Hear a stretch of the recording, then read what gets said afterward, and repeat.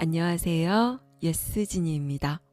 이번 영상은 저번 영상에 이어서 우리의 존재의 깨어남이 세 가지 다른 차원에서 어떻게 영향을 끼치는지를 들려드리려고 하는데요. 오늘은 세 번째 차원인 존재의 차원, 즉 아랫배의 차원에서의 변화에 대한 내용입니다. 아디아는 세 번째 형태의 깨어남은 아랫배 차원의 깨어남이라고 말합니다. 아랫배의 차원은 우리가 가진 자의 느낌 가운데 가장 실존적인 부분인데요. 그것은 움켜쥐고 수축하는 자의 느낌이 구축되는 곳입니다. 이것은 우리가 삶을 내 뜻대로 통제하려 하고 무언가를 움켜쥐고 집착하는 마음인데요. 여기의 뒷배경에는 언제나 두려움이라는 감정이 뿌리내리고 있습니다. 그러면 깨어남은 이 아랫배의 차원에서 어떤 영향을 끼칠까요? 아디아의 이야기를 들어보겠습니다. 깨어남에 가까워짐에 따라 사람들은 흔히 마치 자신이 파괴되어 버리거나 죽임을 당하긴 할 것처럼 움켜쥐고 매달리고 싶은 본능적인 기분을 느낀다. 그것은 심신체계를 관통하여 올라오는 어떤 비이성적인 두려움이다. 사람들이 이런 경험을 한다고 말할 때 내가 들려주는 첫마디는 그것은 흔한 일이라는 것이다. 거의 모든 사람이 언젠가는 그 같은 경험을 한다. 아무 문제도 없어요. 나는 말한다. 당신은 이전까지 알아차리지 못했던 움켜짐을 이제 알아차리고 있는 것일 뿐입니다. 이 시점에서 흔히 생기는 의문은 그러면 어떻게 이것을 벗어나는가? 일 것이다. 이 의문은 에고 의식의 관점에서 나온다. 에고 의식은 언제나 불편한 것을 제거하려 한다. 하지만 말할 것도 없이 무엇이든 없애려 하면 오히려 더욱 살아남는 법이다. 무언가를 없애려 하는 바로 그 행위가 그것을 살아남게 한다. 그 무언가를 없애려고 애씀으로써 여러분은 무의식적으로 거기에 현실성을 보태주는 셈이다. 여러분이 무언가를 없애보려 애를 쓰고 있다면 우선 그것을 실제로 존재하는 것으로 인식해야만 하고 그렇게 무의식적으로 현실성을 보탬으로써 자신이 없애려 애쓰는 바로 그것에다 에너지를 더해주고 있는 것이다. 이런 종류의 틀어짐은 어떤 기법으로서 해결할 수가 없다. 어떤 의미에서는 자신이 할 수 있는 일은 아무것도 없다는 알미야말로 우리가 얻을 수 있는 가장 중요한 깨달음이라 할 수 있다. 어떻게 해야 하지? 라는 물음은 실은 어떻게 하면 이 상황을 내 마음대로 할 수 있을까? 라는 물음을 베일로 가린 것이다. 이렇게 내 뜻대로 해보려는 마음에 대한 유일한 해독제는 그 마음을 내려놓는 것이다. 그 마음을 어떻게 내려놓는가? 이것은 까다로운 문제다. 내 뜻대로 해보려는 마음을 내려놓으려는 그 노력 역시 내 뜻대로 해보려는 것이기 때문이다. 아마도 모두가 내려놓으려고 내맡기려고 애써본 경험이 있을 것이다.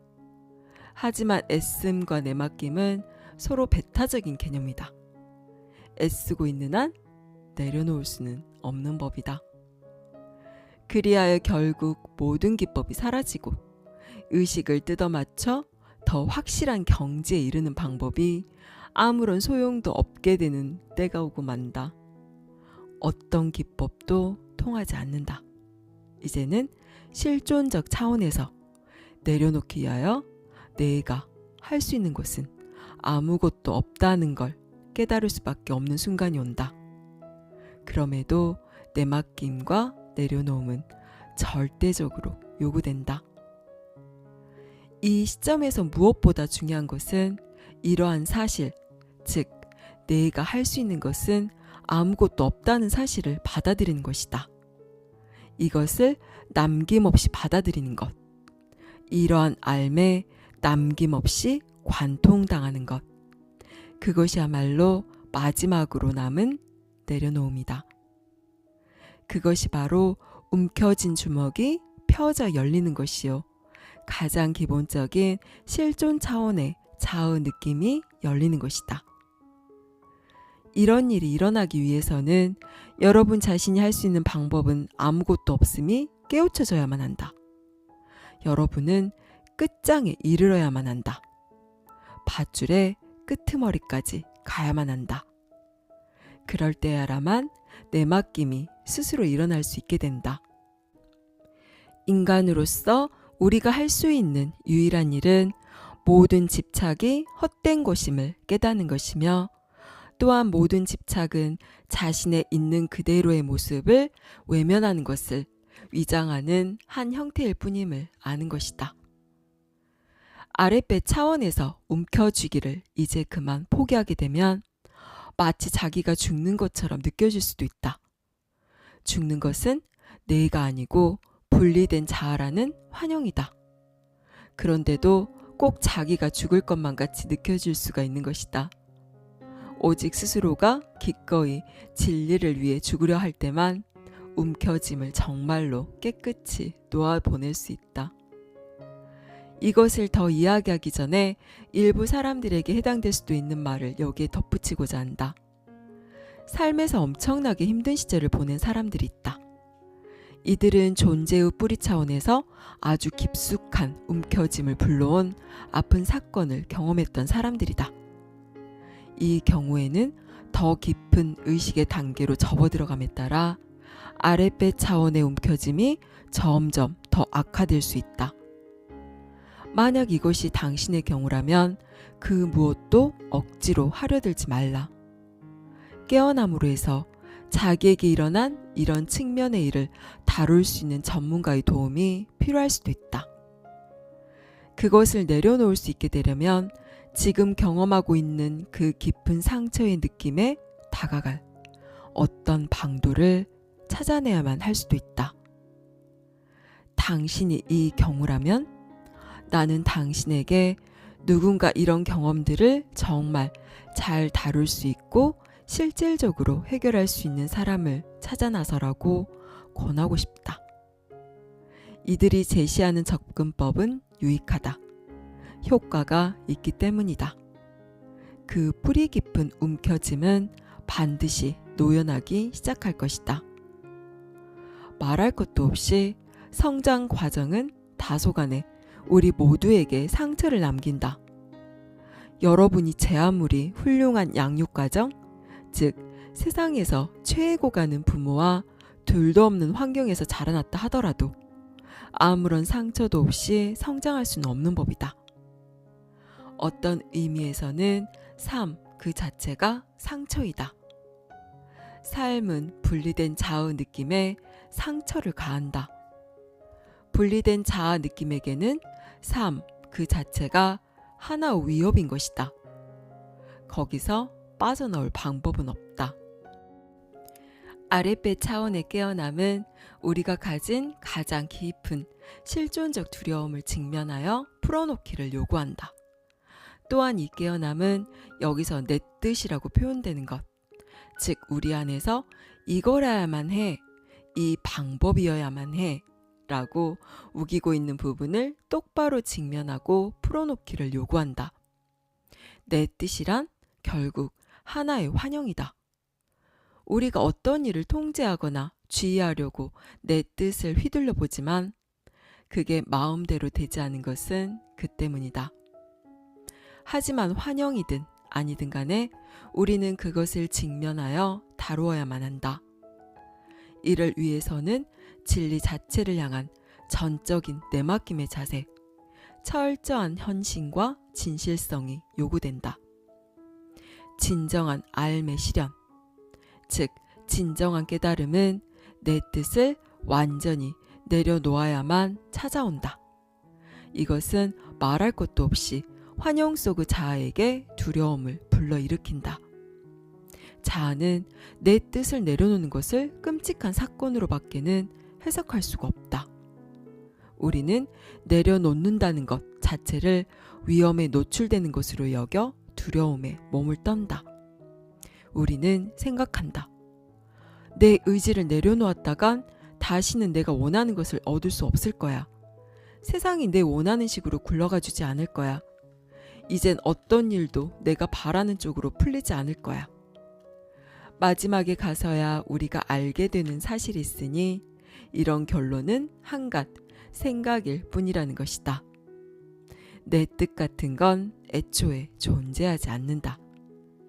하지만 우리가 그것을 깨닫기 전까지는 내 뜻대로 해보겠다는 식의 마음은 우리가 거쳐가야 할 경험이다.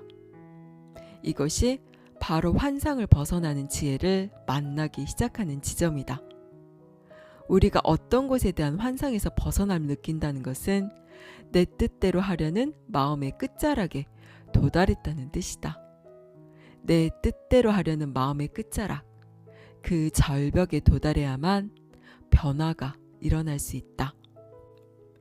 여러분이 운전석에서 내리기만 하면 삶이 저 혼자서도 자신을 운전해 갈 수 있다는 것을 알게 되고 또 삶은 언제나 스스로 운전해 가고 있었음을 깨닫게 된다. 여러분이 운전석에서 내리면 삶은 훨씬 더 쉽게 자신을 운전해 갈 수 있다. 삶은 우리가 상상도 하지 못한 식으로 흘러나아갈 수 있다. 삶이 거의 마술처럼 변한다. 나라는 환영은 더 이상 길을 가로막지 못한다. 삶은 흐르기 시작하고 그것이 우리를 어디로 데려갈지는 결코 알 수 없다.